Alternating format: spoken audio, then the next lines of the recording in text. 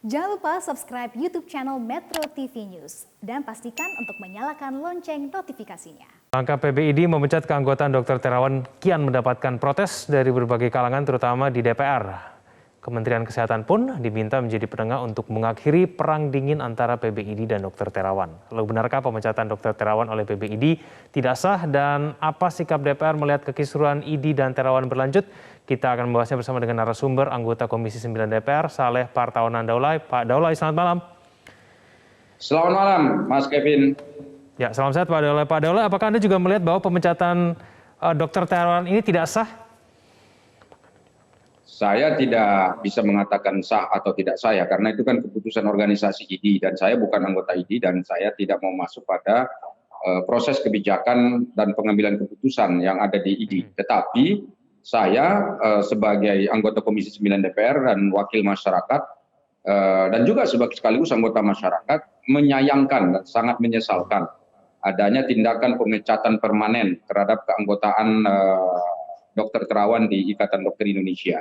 Mengapa ini sangat disayangkan? Karena sejauh ini saya melihat bahwa belum dibuka ruang yang luas atau yang terbuka kepada Dr. Terawan untuk melakukan pembelaan terhadap dakwaan-dakwaan yang diberikan kepada beliau. Jadi sehingga dengan demikian ini rasa-rasanya kurang arif ya, ketika satu muktamar besar di mana perhelatan itu semestinya adalah membangun silaturahim, komunikasi dan persatuan kesatuan sesama anggota, ini malah justru memberhentikan anggota. Ini kan tentu sangat tidak benar ya. Apalagi yang diberhentikan itu adalah Dr. Terawan. Itu yang pertama. Kemudian yang kedua, saya melihat bahwa Dr. Terawan ini adalah dokter yang bekerja secara profesional.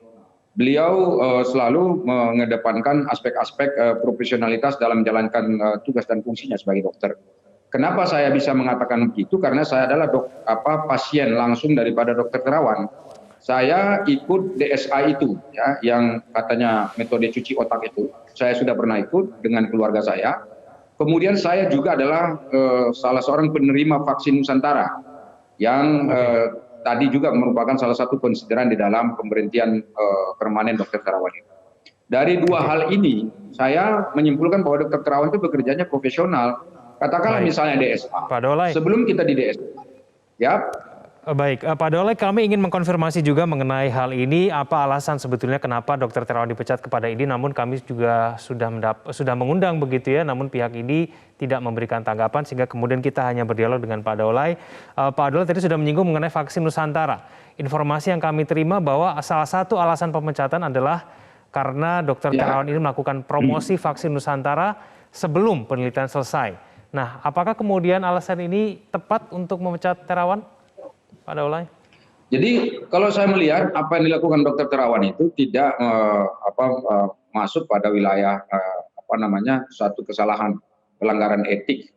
Kenapa? Karena yang dilakukan oleh Dr. Terawan itu, kalaupun misalnya menyuntikkan vaksin Nusantara itu konteksnya adalah pemberian kepada orang-orang tertentu yang secara sadar dan sukarela untuk menjadi relawan Dr. Terawan untuk disuntikan, dan orang yang datang ke sana sadar betul, apalagi yang datang itu kan saya tahu teman-teman anggota Komisi 9 dan juga anggota DPR lain itu banyak yang datang, bahkan para pejabat saya dengar secara diam-diam juga datang ke sana.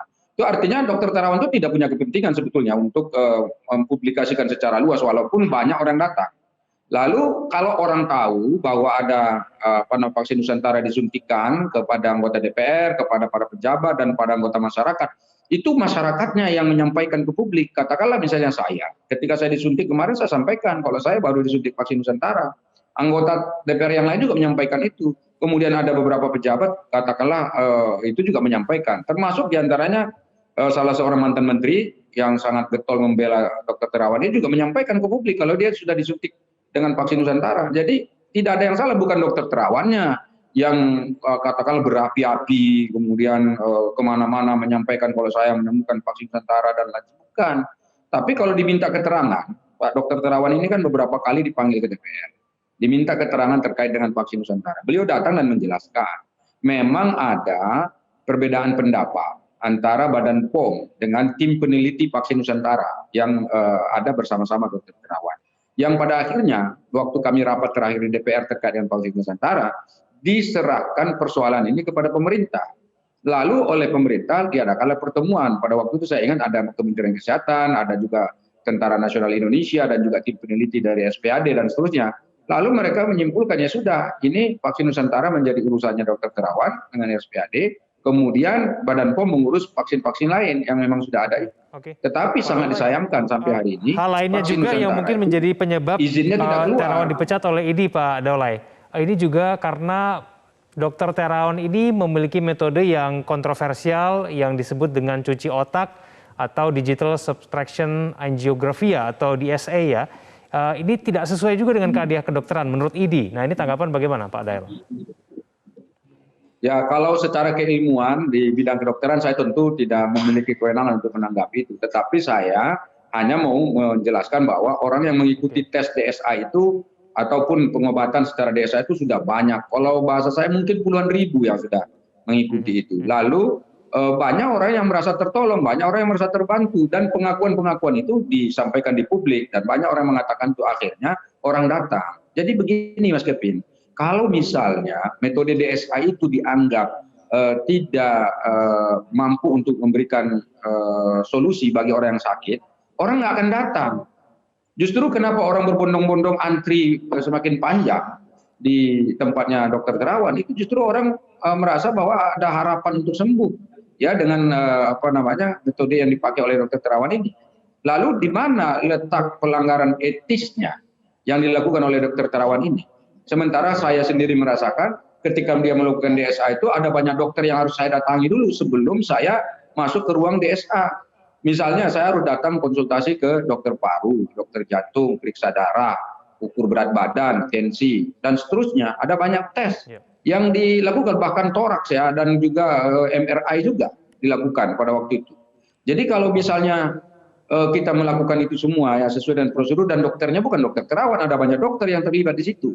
Nah, ini mana yang salah di situ gitu loh. Jadi kalau misalnya yang anggap ini berbahaya, kemudian ada orang yang terancam nyawanya karena mengikuti DSA ini dan seterusnya, itu saya kira itu bisa dipertanyakan. Tapi kalau orang merasa biasa-biasa nyaman, dan tentu ini perlu diapresiasi. Dan banyak orang kok yang mengakui kalau dengan penanganan yang dilakukan oleh Dr. Terawan itu sangat membantu sekali. Ini justru yang ingin kita tanyakan nanti kepada ID. Sebetulnya apa saja landasannya sehingga Dr. Terawan ini dianggap melanggar. Memang tentu ini pasti spesifik Komisi ya. 9 akan memanggil ID untuk meminta penjelasan begitu? Ya, kita Komisi 9 sore ini tadi sudah diskusi antar lintas pimpinan Kapoksi ya, ketua kelompok fraksi di masing-masing partai sepakat untuk memanggil ID dan juga memanggil pihak-pihak ahli hukum yang independen. Supaya kita tahu persis ini letak persoalannya seperti apa. Kenapa ini penting ya, supaya tadi itu masyarakat juga bisa terbuka ini pikirannya ini soal apa sih sebetulnya yang terjadi di balik persoalan Dr. Terawan ini. Karena gini Mas Kevin, ini tidak boleh kita anggap remeh juga ya sebetulnya. Kenapa? Karena pemecatan Dr. Terawan ini menjadi satu presiden buruk. Kenapa saya katakan begitu? Karena Dr. Terawan ini bukan orang sembarangan. Beliau adalah tokoh nasional. Pertama, kenapa saya katakan tokoh nasional? Beliau ini adalah dokter yang sudah bekerja puluhan tahun di bidang kedokteran dan sudah banyak pasien yang dibantu dan diobati oleh beliau gitu. Kemudian yang kedua, beliau memimpin rumah sakit itu bertahun-tahun. RSPAD itu seperti sekarang ini konon kabarnya juga karena buah tangan dan hasil tangan dingin ya Pak Terawan. Kemudian kita tahu bahwa Dr. Terawan ini adalah anggota TNI, pangkatnya terakhir adalah Letnan Jenderal TNI. Artinya kecintaan beliau kepada Indonesia secara utuh itu saya kira tidak diragukan. Nasionalismenya itu sangat mengagumkan. Dan karena itu Pak Dr. Terawan ini adalah dokter yang saya kira memiliki prestasi, sejumlah prestasi yang luar biasa. Nah, tiba-tiba beliau dipecat. Kalau beliau dipecat, presiden buruknya apa? Orang akan berpikir, mantan Menteri Kesehatan pun, ya seperti Dr. Terawan bisa dipecat, Letnan Jenderal sekalipun itu bisa dipecat, dokter yang sudah memimpin rumah sakit bertahun-tahun pun bisa dipecat, apalagi dokter-dokter lainnya.